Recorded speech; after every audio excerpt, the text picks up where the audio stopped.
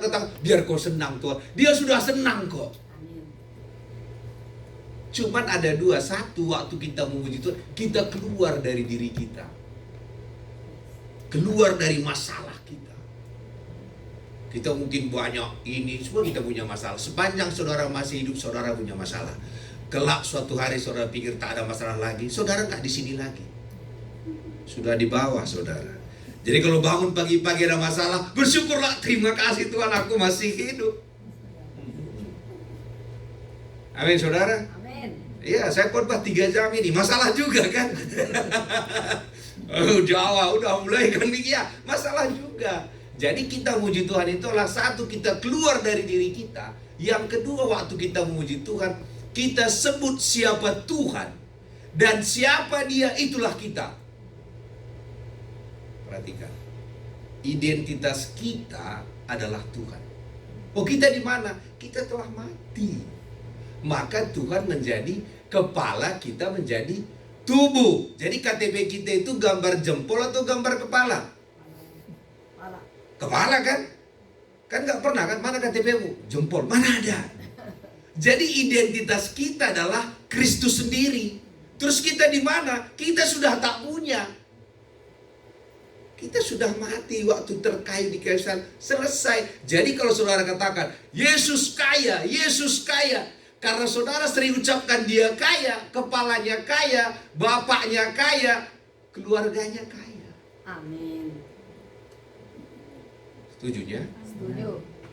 Yesus katakan, Yesus penyembuh, Yesus penyembuh, Yesus penyembuh. Waktu saudara katakan itu, iman saudara naik.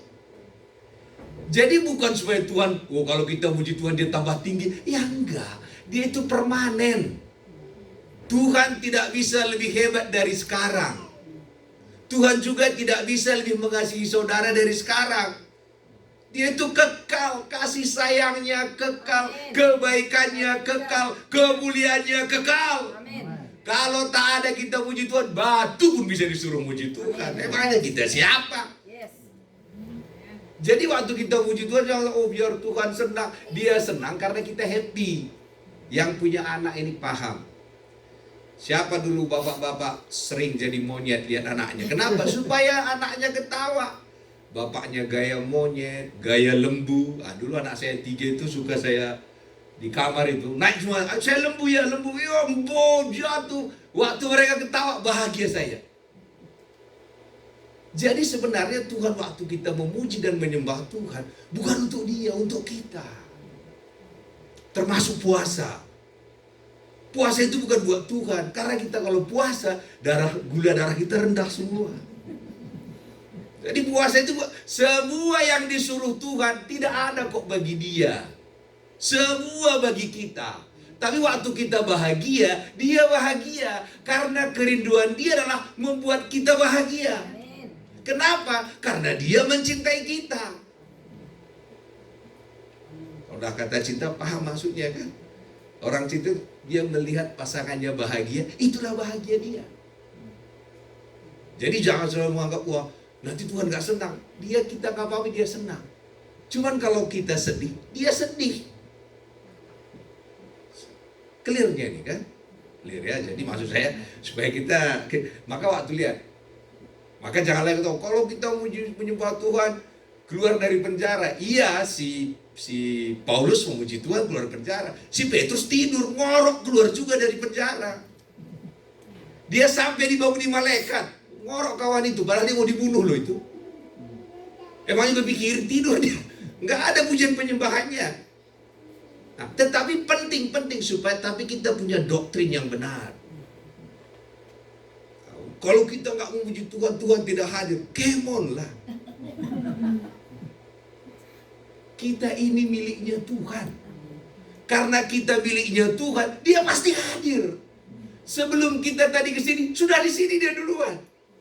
Lihat waktu Sadrak, Mesak dilemparkan ke perapi-apian. Siapa duluan nunggu di dalam? Tuhan duluan. Oh, penting memuji Tuhan, penting untuk kita. Tapi waktu kita bahagia, dia lebih bahagia. Clear ya? Masuk ya? Jangan nanti Pak Jo suruh kita gak muji Tuhan. Saya suruh memuji Tuhan, tapi konsepnya benar. Supaya besok saudara nggak memuji Tuhan, Tuhan lagi ngambek nih. Kenapa? Aku tak memuji dia kemarin. Loh, karena saya punya pengalaman. Kami dulu belajar navigator waktu kuliah. Doa. Sampai ke kampung, saya tidak doa. Maka dikatakan Tuhan sudah marah. Karena Tuhan marah, kalau dia marah, bagusan gak usah lagi doa. Jadi saya gak doa lagi. Daripada dia marah, ya udahlah, saya gak doa. Tahu Tuhan itu baiknya. Saya gak tahu ayat ini dari mana. Waktu saya tidur, saya dengar suara mengatakan 1 Yohanes 2 ayat 2 gitu. Saya lagi tidur, saya dengar suara itu 1 Yohanes 2 ayat 2. Coba kita lihat. Saya gak pernah hafal ayat ini, tapi mimpi itu keluar suara itu. Karena gak doa lagi.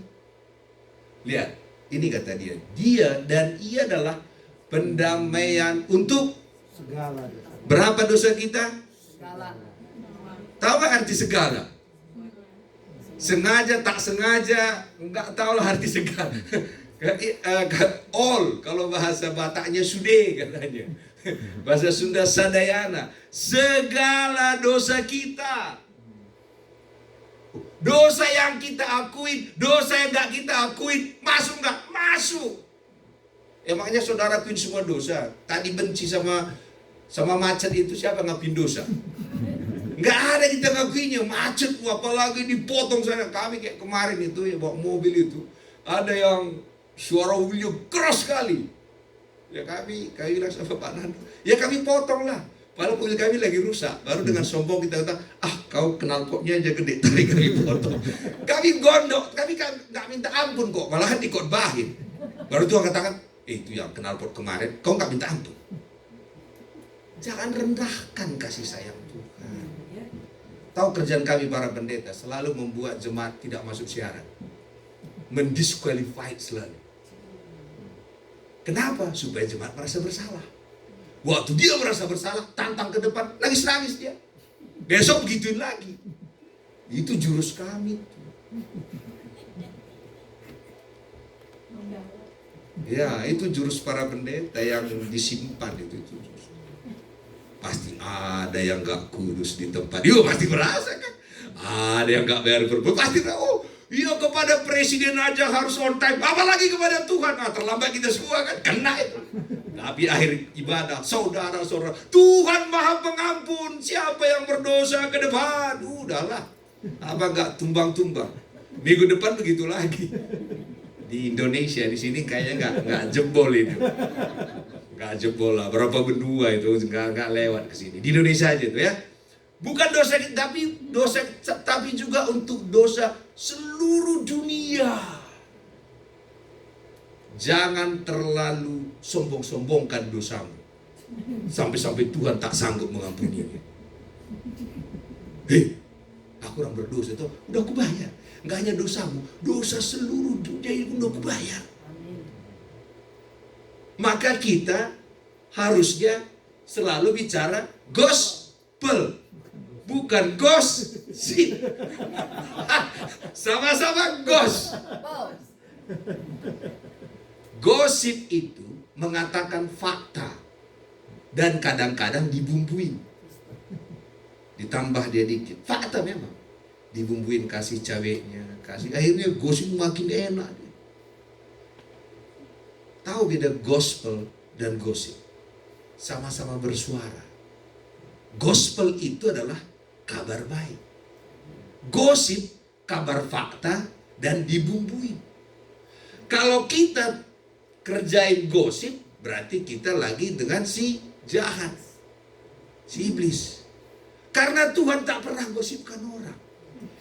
Lihat nggak waktu ada dia ketemu sama yang 5 suaminya, kan nggak ditanya, ngomong-ngomong siapa nama suamimu yang pertama? Di mana kau ketemu? Nggak ada.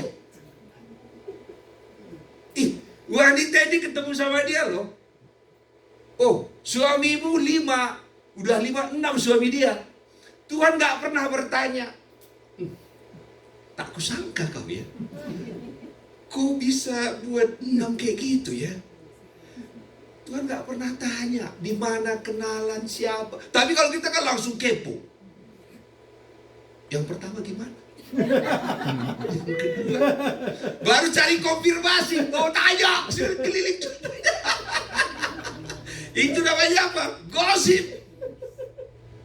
Kalau dalam Tuhan ada gospel itu the power of God, gosip the power of setan. Pecahlah kita semua. Itu di Indonesia. Di sini nggak ada lah itu kan. Jadi mulai hari ini Bapak Ibu, jangan katakan fakta, selalu katakan kabar baik. Contoh, waktu Yesus melihat orang sakit, dia nggak pernah bilang, kau kayaknya salah makan kau selama ini. Kudiagnosa dulu. Nggak ada. Yesus tak pernah bertanya orang sakit, kenapa kau sakit? Tak ada dalam Alkitab. Yang suka bertanya itu hanya 2 orang. Pendeta pakar pelepasan.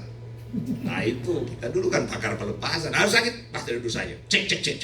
Ya, kita koreklah dosanya. Kita doain tak sembuh. Mungkin ada yang tersisa. Minta Roh Kudus ingatkan kau dosamu. Walaupun tanah terpaksa dikoreknya lebih dalam. Sudah nggak ada Pak Pendeta. Ingat waktu kau masih kecil. Mungkin kau dulu dalam kandungan sudah habis itu. Didoain tak sembuh juga, pasti ada. Bayangkan kejamnya kami para pendeta saat itu. Kawan ini sudah semua dia suka-suka mula. Yesus tidak melakukan begitu. Tahu dari mana pelepasan ini? Ini psikologis yang dari dunia masuk. Inner healing itu psikologis. Masuk ke gereja. Karena kita nggak tahu kebenaran. Yesus mana pernah tanya, coba ceritakan masa lalumu. Nggak ada. Ini yang wanita ini yang 6 suaminya nggak dilepaskan pun. Tak ada dilepaskan. Dia berikan apa? Aku berikan kau air kehidupan. Diberikannya obatnya. Setelah itu dia ajar, air itu yang merubah hidup dia. Amin saudara. Dan yang jadi masalah, kerjaan kita sekarang ini kita ini harus gospel. Kita ganti gosip jadi gospel. Jadi caranya gimana? Apa itu gospel? Kabar baik. Oke, balik ya. Tapi lanjut aja lah ya. Baca coba dulu Lukas 4 ayat 18. Setelah saya dapat ayat ini, saya berdoa. Dari inilah saya dapat dalam mimpi saya. Semua dosamu dah aku selesaikan. Kok yakin kali Tuhan bilang, aku tinggal di hatimu selama-lamanya itu. Kalau dosamu, mati kau. Terpaksa kau kusucikan setiap saat. Jadi saudara, percaya tak percaya, engkau disucikan Tuhan setiap saat. Jadi sekudus apa kita? Sekudus Yesus. Kok bisa? Dia kepala tubuh. Masa ini kudus, ini tak kudus? Sejak kapan lagi? Kepalanya sih kudus, tubuhnya tidak. Ini monster itu. Baru yang kedua, gimana dengan kenajisan kita? Perhatikan, di perjanjian lama, kalau saya punya penyakit kusta, saya pegang orang, kusta saya kena ke dia.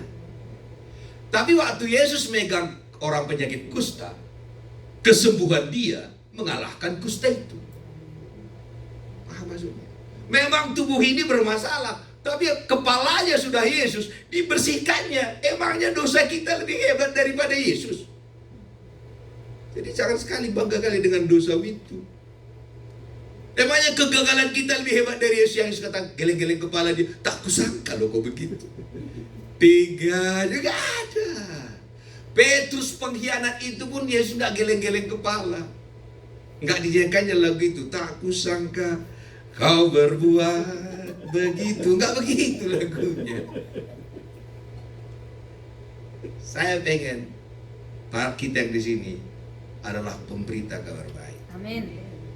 Saudara, semua televisi asal tidak baik itu paling enak diberitakan.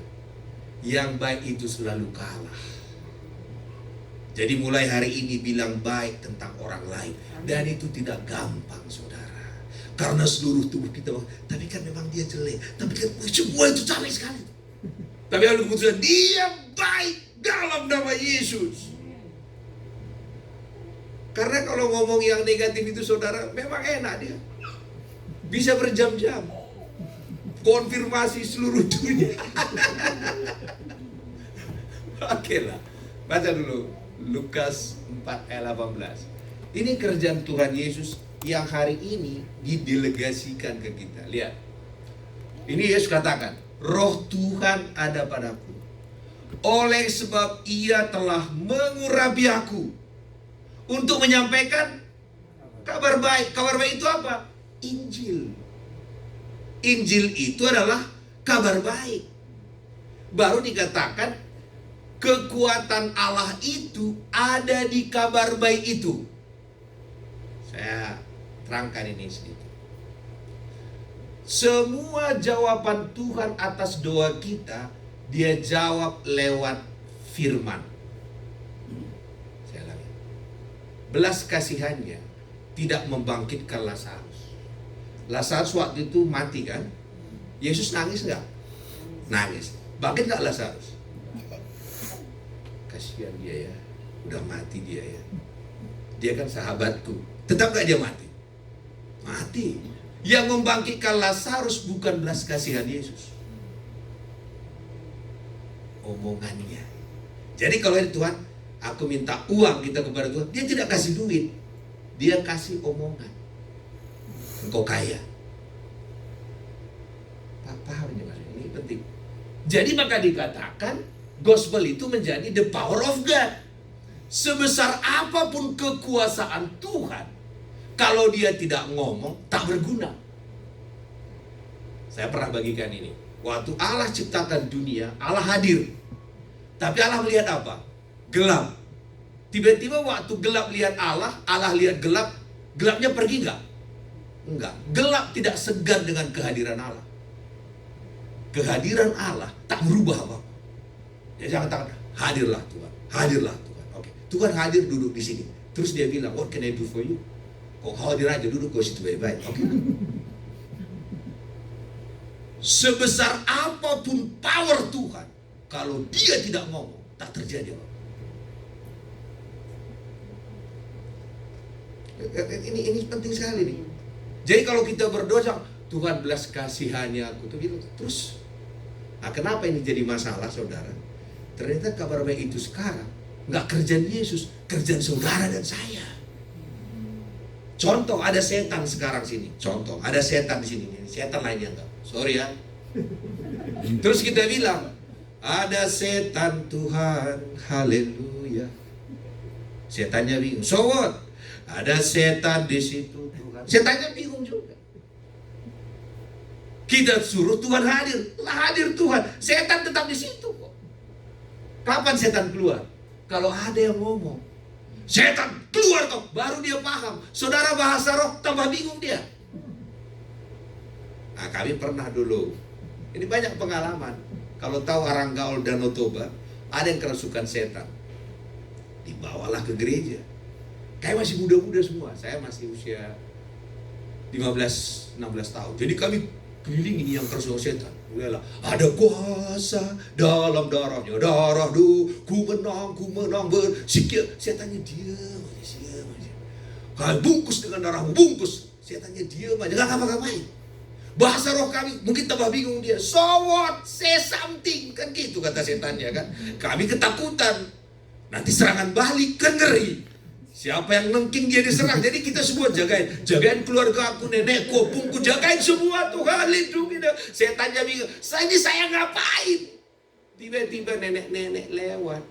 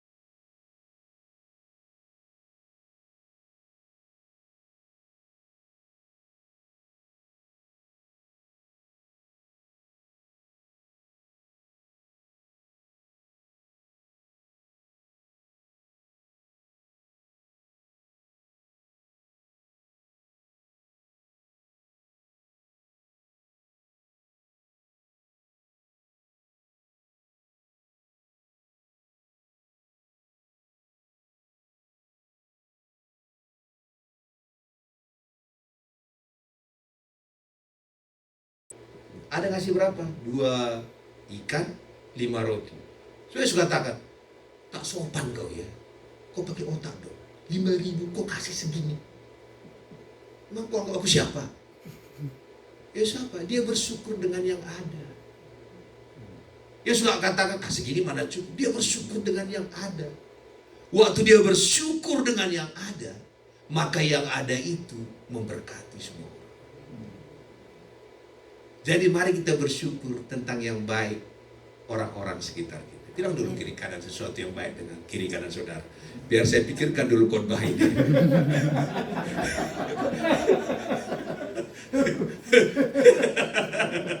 Lihat sana ya, lihat kalimatnya. Memberitakan pembebasan kepada orang-orang tawanan. Kalau kita belajar bahasa Indonesia baru juga dan. Berarti apa? Memberitakan pembebasan penglihatan bagi orang-orang buta. Memberitakan, membebaskan orang tertindas. Lihat lagi. Untuk memberitakan, semua itu berita. 3 kali berita loh. Memberitakan tahun rahmat Tuhan telah datang. Amin. Jadi kita semua hari ini adalah pemberita kabar baik. Karena disitulah kekuatan Allah bekerja. Yes. Kalaupun baiknya hanya 2, itu aja katakan engkau bagus dalam nama Yesus. Dan yang 2 itu akan mengalahkan yang lainnya. Baru saudara, kenapa ini tugas kita? Yesus nggak di sini lagi. Dia tak bisa lagi beritakan kabar baik ini. Maka kita dipenuhi Roh Kudus di hari Pentakosta. Maka yang kena Roh Kudus apa? Mulut mereka. Lidah api. Jadi hari ini saudara, firman yang menciptakan jagat raya ini ada di mulut saudara. Baca dalam buku Roma pasal 10 ya Pak Yusuf. 10:8.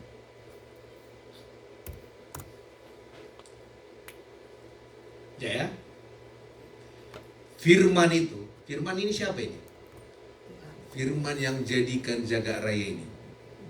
Pada mulanya adalah firman, adalah Yesus. Firman itu dekat kepadamu, yakni di dalam mulutmu dan di dalam hatimu. Firman ini siapa? Yesus. Pencipta jagat raya ini yang mengatakan jadilah terang hari ini. Saudara bisa menggunakan firman itu.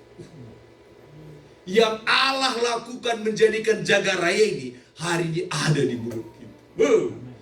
Mari kita katakan Amerika dimenangkan. Amerika Karena firman itu ada di mulut kita. Mari kita pakai beri kita berdoa sebentar untuk Amerika ini. Saudara bernubuat dengan perkataan saudara. Kita semua bersuara berdoa, bernubuat. Apa yang saudara perkatakan tentang Amerika, Tuhan akan kerjakan. Semua kita bersuara berdoa. Terima kasih Bapak yang baik. Kami ada di negara ini Tuhan. Kehadiran kami akan memulihkan negara ini. Kami tak peduli ada apapun di negara ini. Karena firman yang jadikan jagat raya ini ada di mulut kami. Kita belum selesai khotbahnya Pak. Hanya ini aja. Masih 3 jam lagi kita khotbah. Sebelum saya dilemparin nanti, oke. Jadi saudara, kita di sini memberkati. Kenapa? Karena firman pencipta jagat raya ini ada di mulut kita. Mari perkatakan di keluarga kita, di saudara kita.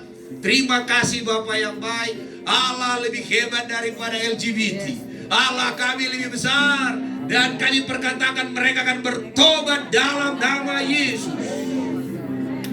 Firman itu ada di mulut kami. Kami katakan pertobatan besar-besaran Bapa yang baik.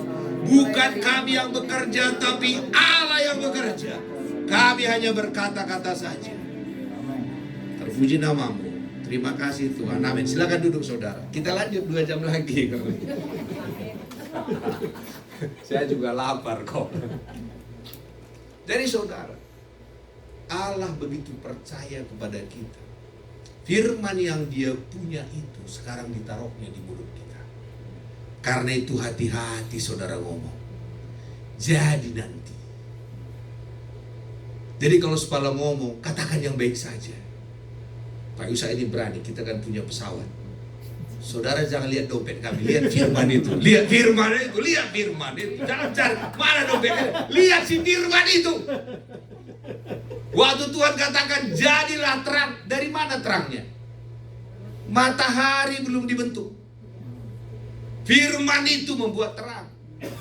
Dan firman itu ada di mulut kita, ada di hati kita. Itulah firman iman yang kami beritakan. Tahu pertanyaan kita ayat 9, ini yang suka kita tanya.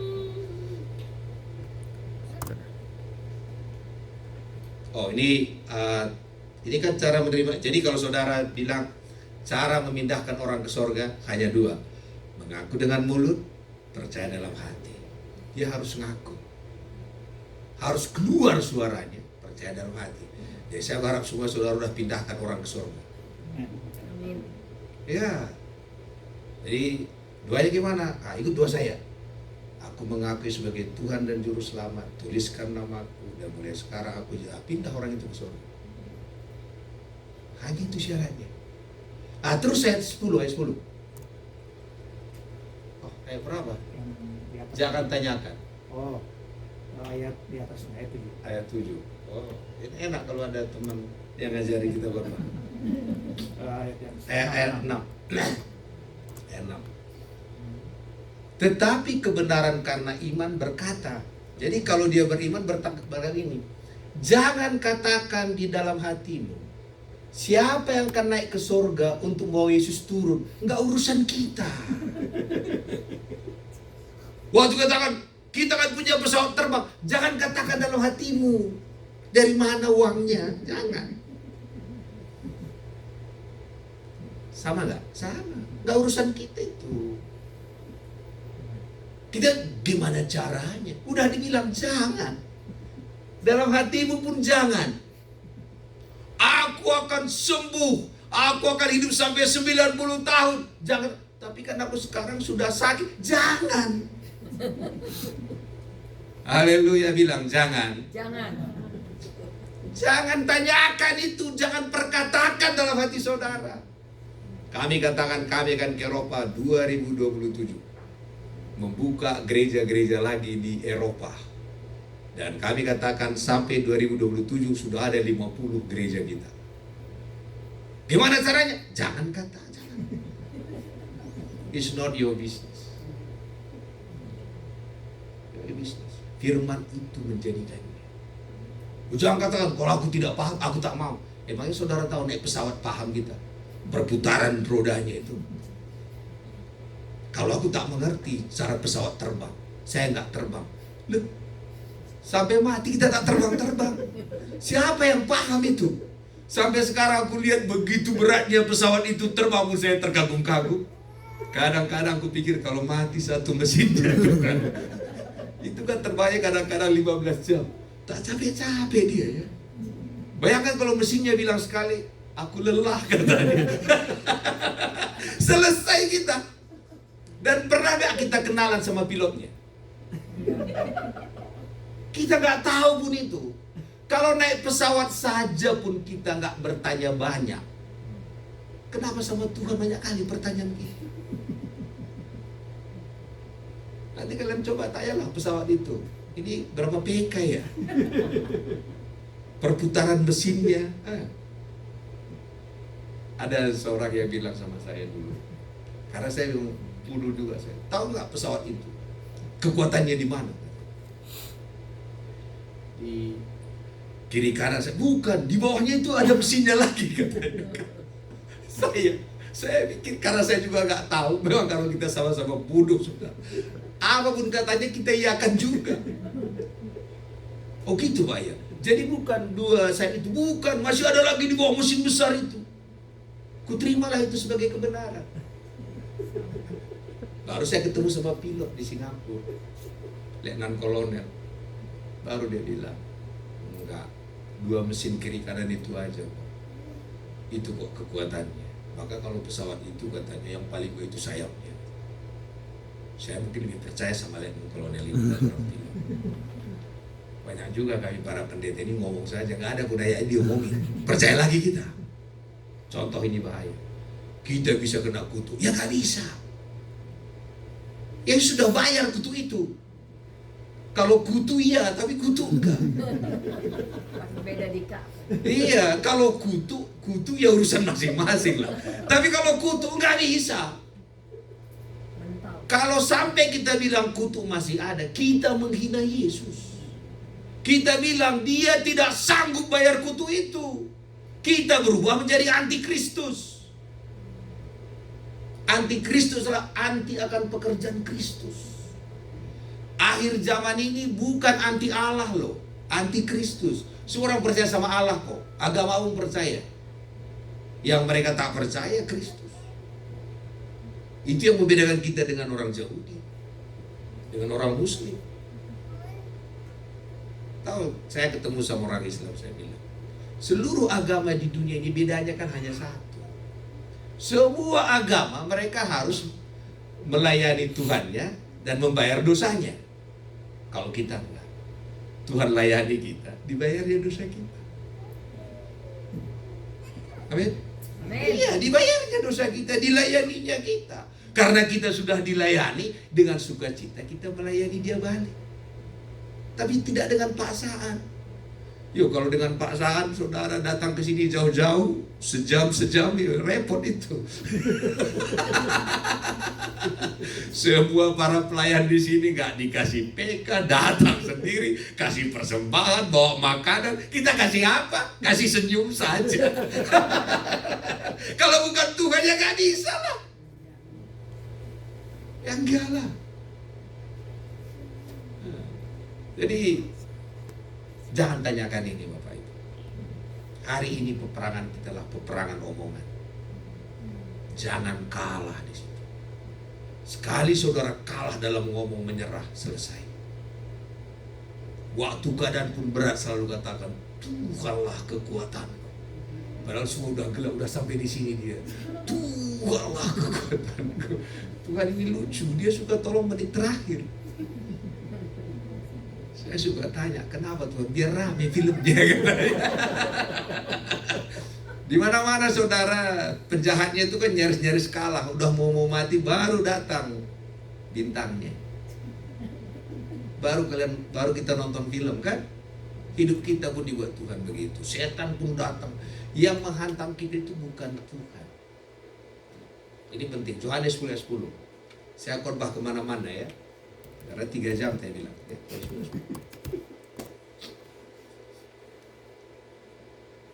pencuri datang, setan. Mencuri, membunuh, dan binasakan. Jadi kalau kita sakit, jangan salahkan Tuhan. Tuhan, kok aku sakit ya? Itu kerjaan setan. Apa maksudnya? Oh, tapi kok itu diizinkan? Iya, diizinkan Tuhan. Tapi Tuhan juga datang, ngapain?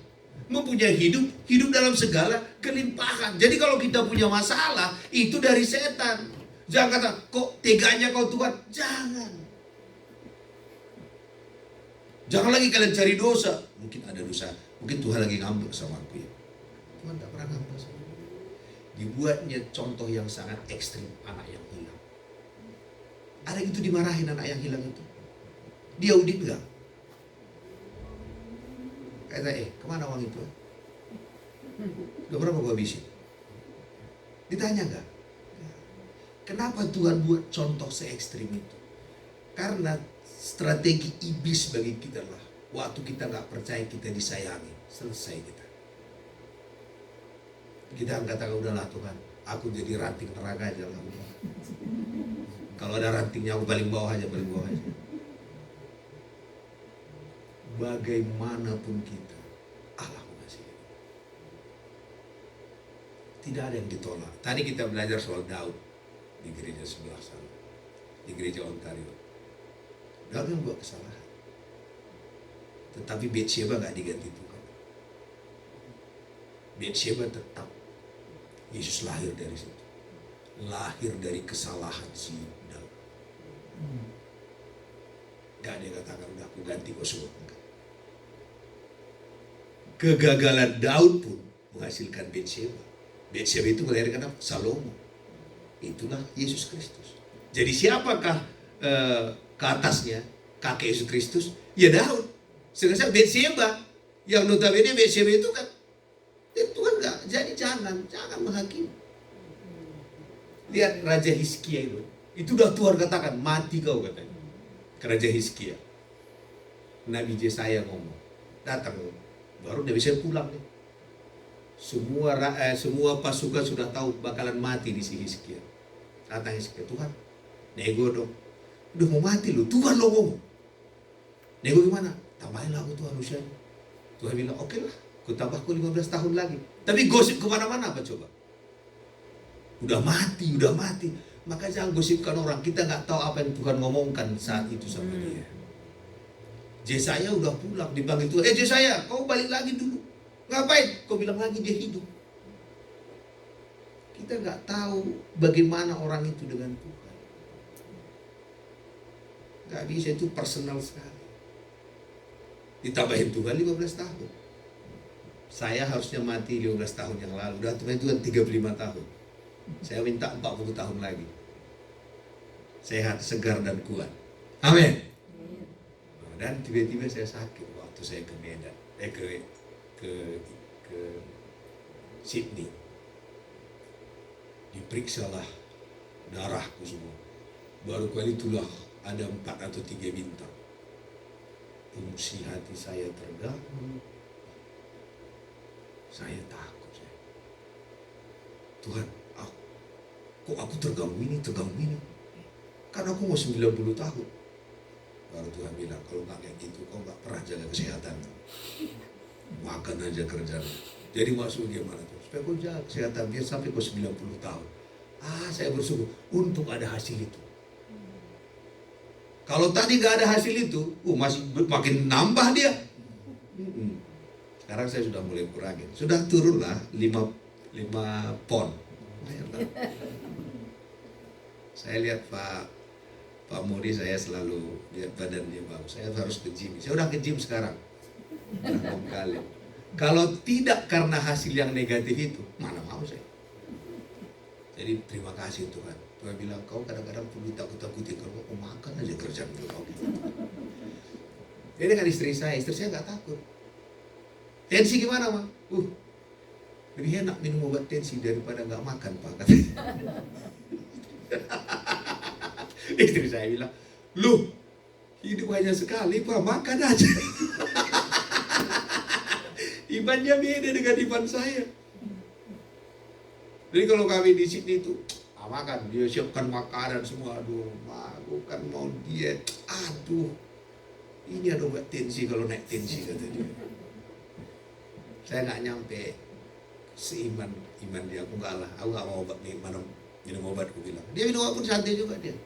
Nggak ada beban dia, diperiksanya pun nggak tensinya. Kalau aku kesana aku yang periksa. Kenapa nggak periksa? Nggak kerusakan apa-apa. Nah, jadi iman dia beda, imanku agak beda. Oke. Jadi tadi ya. Jadi kalau dia mencuri pekerjaan setan. Pekerjaan Tuhan apa? Aku datang supaya mereka punya hidup dan mempunyainya dalam segala kelimpahan. Hidup Tuhan dalam diri kita berkelimpahan. Kelimpahan sukacita, damai sejahtera, kelimpahan keuangan. Boleh. Kalau saudara nggak mau, nanti kirimin ke kita. Coba tahu kan kalian takut kali kaya, nanti diomongin orang. Biar kami yang diomongin. Kami pikul salin itu, kami pikul. Serius. Jadi kalau ada yang tak tahan kaya, kami siap. Kami diomongkan orang pun dari pagi sampai malam, terserahlah.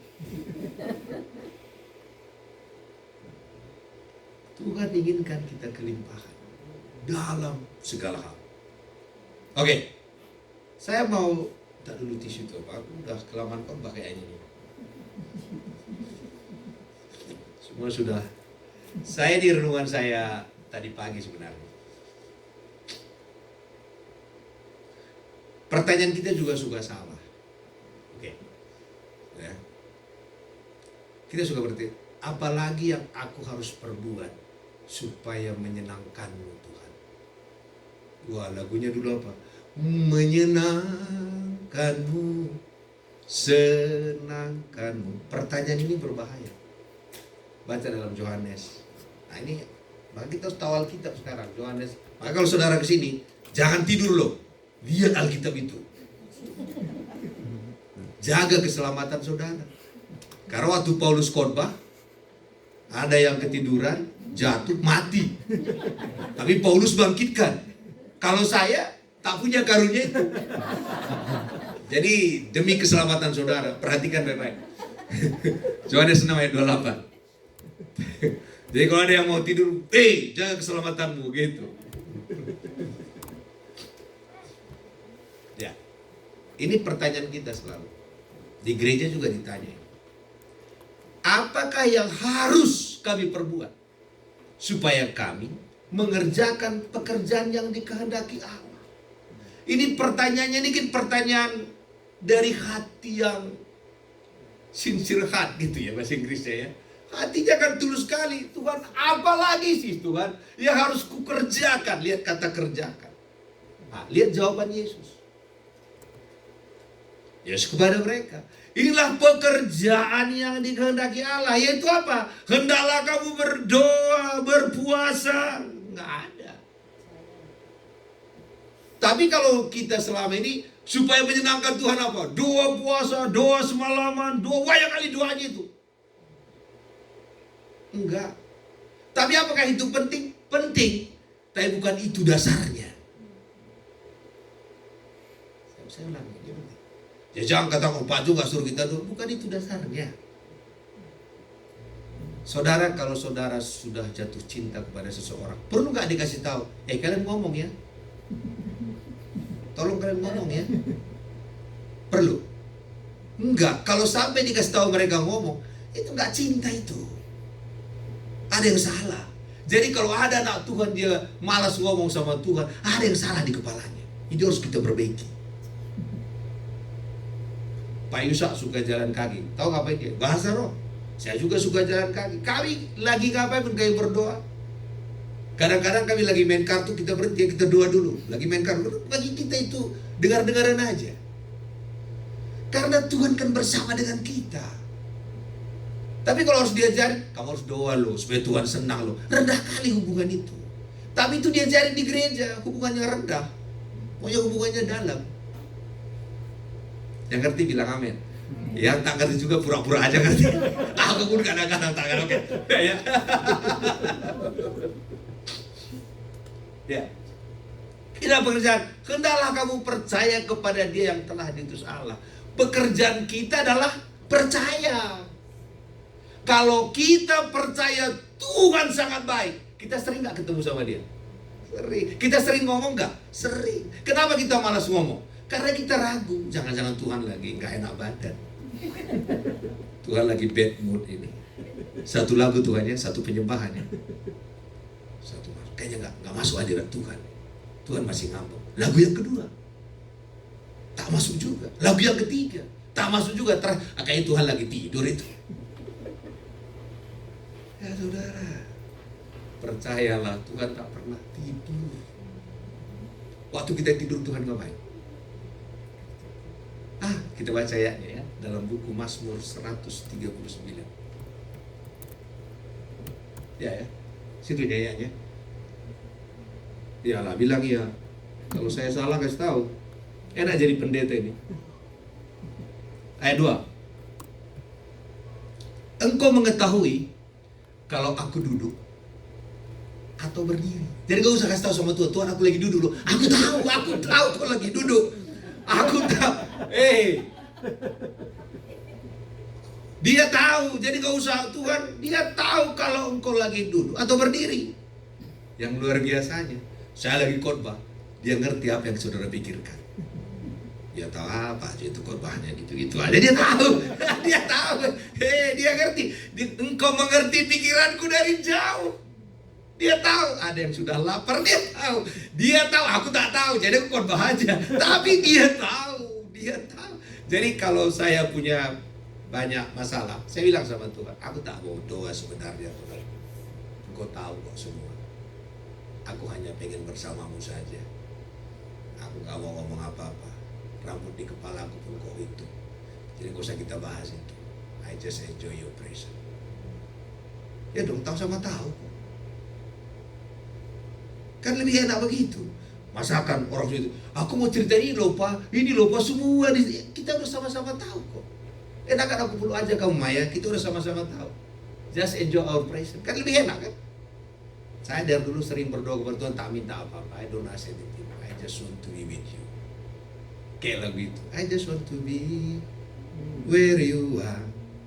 Saya jangan terus nyanyi ya, nanti kalian bubar. Dia mengerti pikiran kita dari jauh. Selanjutnya, engkau memeriksa aku. Tahu kata memeriksa? Didiagnosa. Kalau aku berjalan, maka jantung kita masih bergerak waktu berjalan. Besok, tahu siapa yang gerakkan jantung?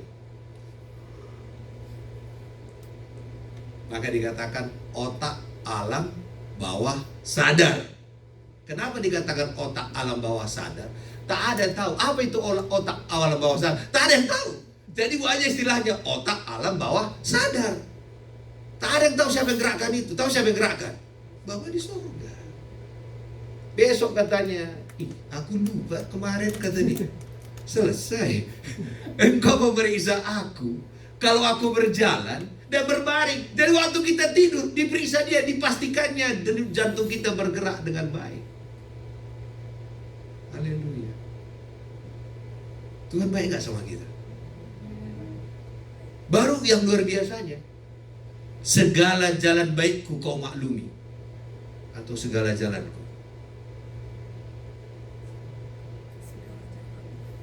Kan sering juga jalan kita tidak baik. Nggak usah pura-pura kudus sekali kita kan. Halo. Segala jalanku, Tuhan katakan, I understand. Nah kita suka pikir, maunya dia mengerti saya. Maunya dia mengerti toh. Tuhan katakan, ya. Jadi kita gak perlu berdebat sama Tuhan. Tuhan, aku begini karena begini loh. Karena begini, gak usah. I understand you. Just come here. Maka anak yang hilang itu kan gak dibahas kan.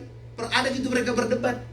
Kan dibilang gini, enggak, dipelunya aja. Gak usah, aku tahu semua kok. Otakmu yang busuk itu pun aku tahu. But I love you. Pak, adanya semua licik-licik kita. Ada yang ngaku, ada yang enggak. Ada yang ketahuan, ada yang enggak.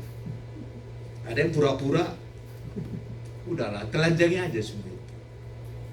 Supaya di gereja kita merdeka.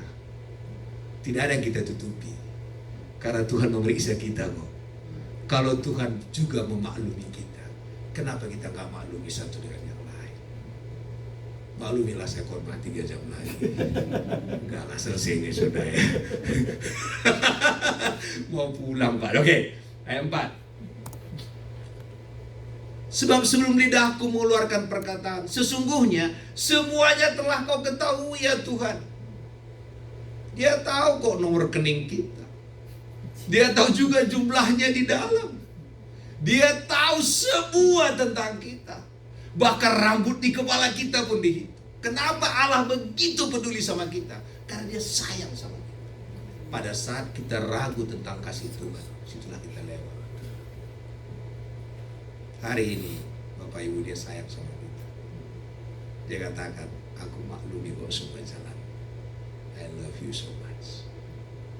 Allah mengatakan begitu. Ayat selanjutnya 5.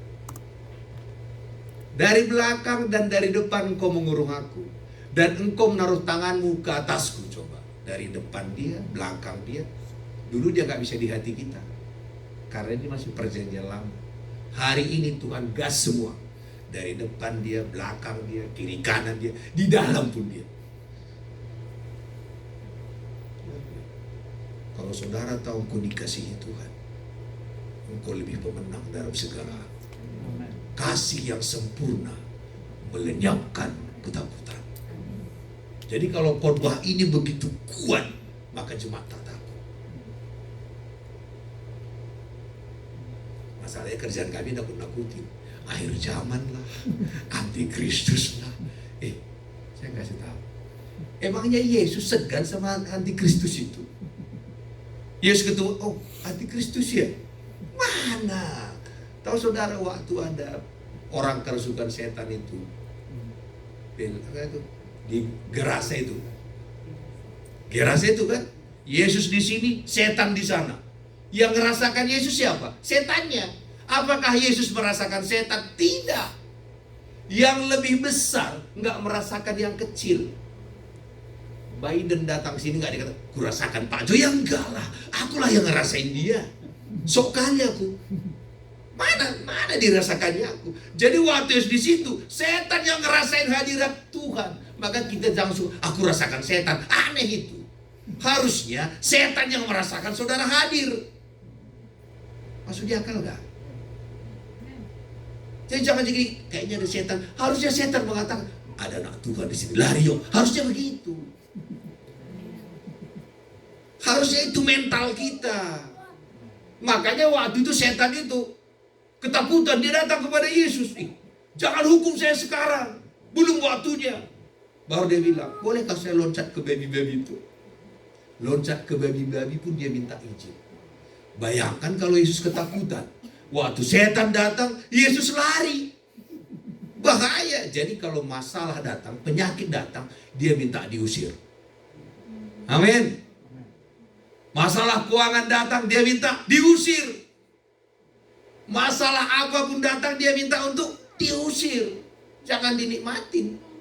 Jangan ditangisin. Coba kalau nangis, aduh ada setan. 2000 lagi di dalam. Tak tertahan ini. Oke, loncat ke sana. Loncat dia. Di Alkitab, setan hanya minta babi. Jadi setiap kali kalian makan babi, bersyukur. Karena setan pun tahu babi itu enak. Ya.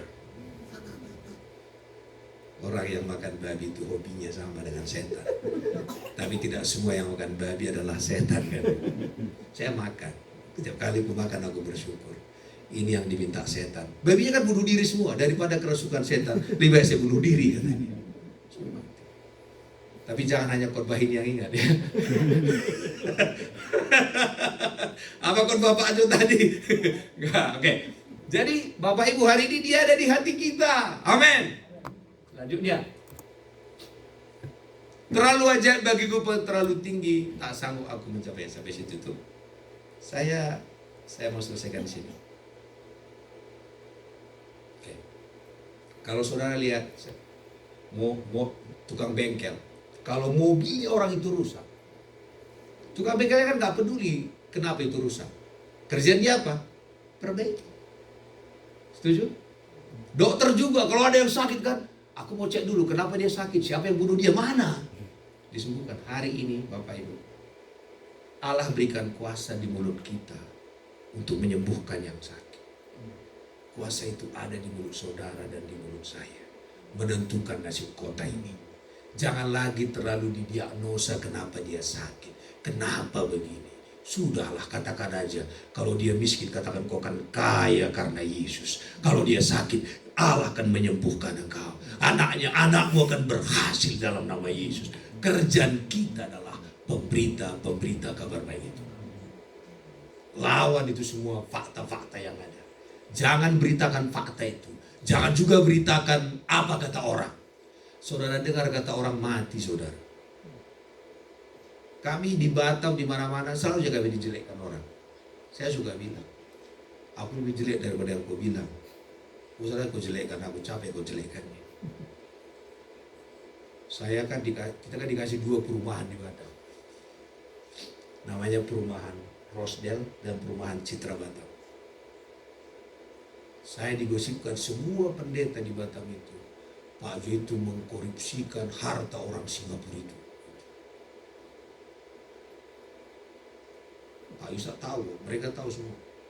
Aku perlu klarifikasi, enggak lah. Bilang, kalau bisa aku korupsikan kayak gitu, kaya raja aku. Puji Tuhan lah, aku bilang. Memang komplek kami elit. Namanya komplek Rosdel itu, satu rumah itu 700 meter, 2,5. Memang dikasih 2 perumahan. Iya, dia tak dikasih, aku dijelek-jelekin. Aku bilang sama dia, aku mungkin dikasih 10 lagi. Ya, kau capek kau jelekin. Nah, terus ada lagi orang Singapura punya 2 kelong rumah di atas laut, 3 rumah itu, 3 rumah di atas laut, 3 pemilik ini. Mereka berantem orang Singapura ini. Atas nama siapa kita buat? Karena mereka berantem, aku ditelepon sama bos saya, Tangkok Ben. Jo, Ada 3 orang Singapura berantem gara-gara kelong mereka itu nggak tahu atas nama siapa. Boleh nggak atas namamu? Kau tuliskan aja kan. Sampai sekarang masih punya kelong itu. Mereka bilang semua harta seorang Singapura dikasih sama Pak Jo. Bilang emang iya. Mereka berantem. Daripada mereka berantem, biar aku nikmati aja. Nah, nanti di Amerika ini mau dikasih juga sama kita. Jadi ribut lagi orang. Ya terserah lah.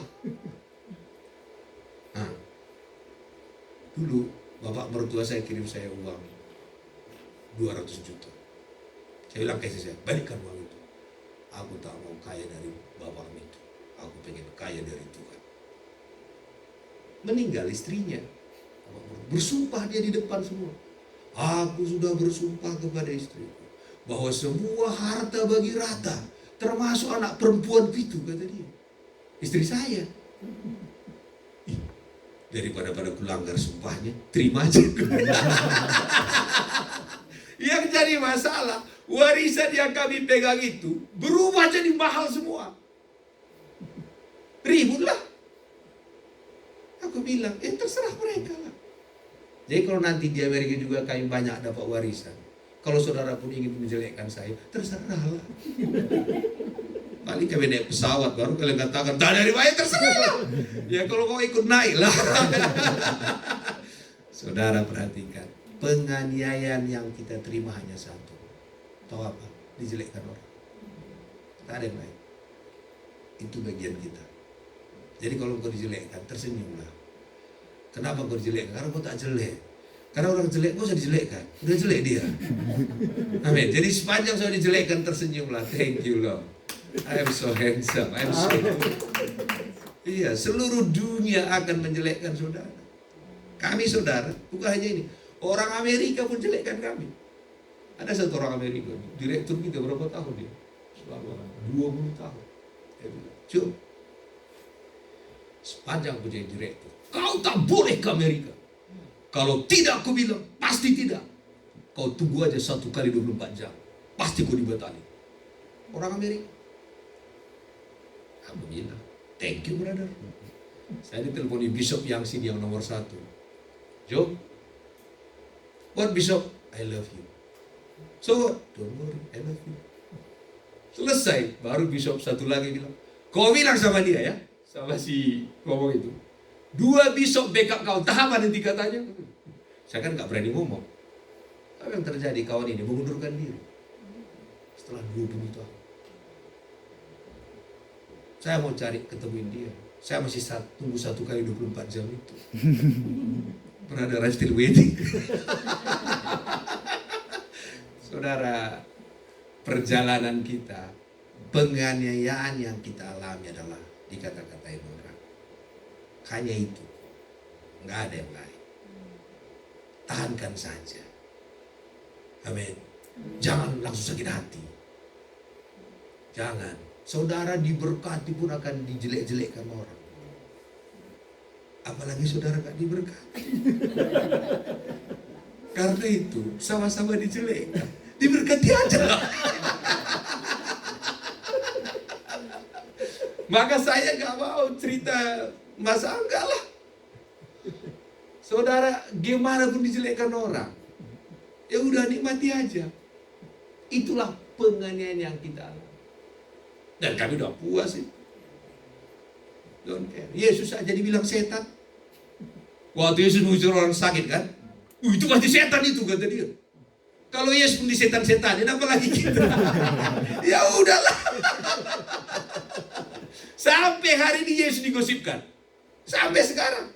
Ada yang Yesus itu menikah, dia bilang banyak-banyak. Jadi kalau Yesus pun digosipkan, kita, ya. Tapi saudara jangan ikut itu, saudara gospel. Kalau saudara juga digosipkan, apa bedanya? Ayo saudara. Oke, saya mau sampai di sini aja. Mari kita berdoa. Saudara, kalau ada yang sakit, saya berdoa bagi saudara. Karena itu salah satu kerjaan kami adalah mendoakan yang sakit. Jadi kalau ada yang sakit saya bisa ke depan, atau ada yang mau didoakan, kita bangkit berdiri saudara. Kalau yang mau didoakan, apa saja